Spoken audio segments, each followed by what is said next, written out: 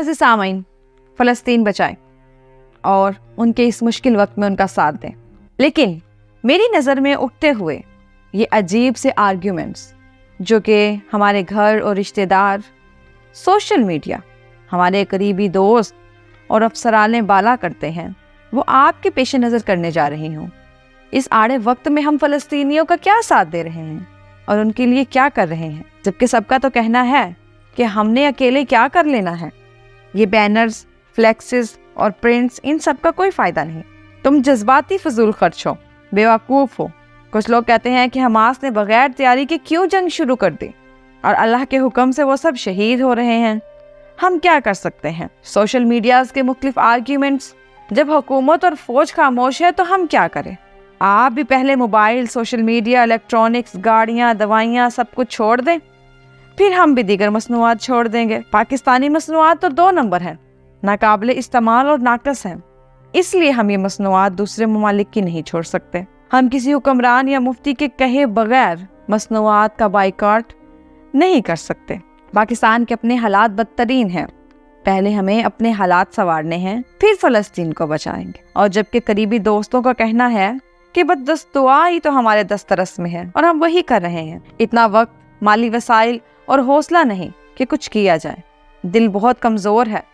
مجھے تو فلسطین کی خبریں بھی نہیں دیکھی جاتی، اور کچھ تو مشورہ دیتے ہیں کہ اپنی جان نہ جلاؤ، صحت خراب کرنے سے کیا فلسطین آزاد ہو جائے گا؟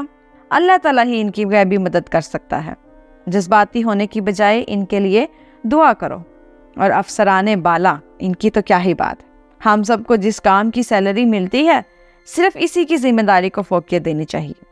اس کام کے لیے ایک محکمے سے کوئی ہدایات موصول نہیں ہوئی، لہٰذا ہم کیا کر سکتے ہیں؟ حکومت تو خود غیر مستحکم ہے۔ ان حالات میں کیا کیا جا سکتا ہے؟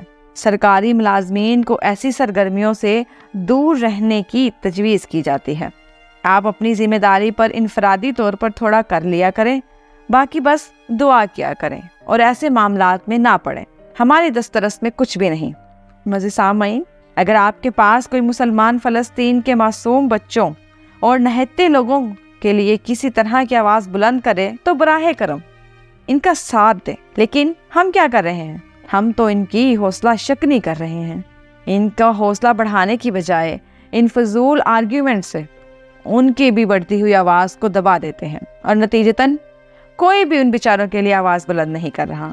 اللہ کے قہر سے بچے، وہ بھی مسلمان ہیں اور ہماری مدد کے طلبگار ہیں۔ فلسطین کے مجرم بننے کی بجائے اس کی آواز بلند کریں اور ان کی تمام مصنوعات، ان کی تمام دوائیاں اور ان کی تمام چیزوں کا بائیکاٹ کریں۔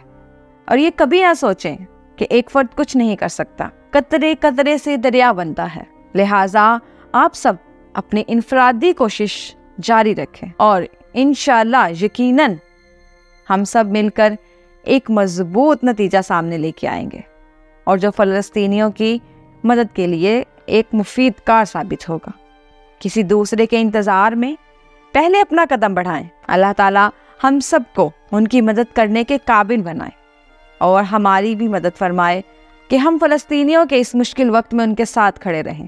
لہٰذا آپ سے درخواست ہے کہ اگر کوئی آپ کے ساتھ کھڑا ہے، فلسطینیوں کے لیے اپنی آواز بلند کرتا ہے، تو اس کی حوصلہ افزائی کریں، نہ کہ اس کی حوصلہ شکنی کی جائے۔ امید کرتی ہوں آج کی ویڈیو پسند آئی ہوگی۔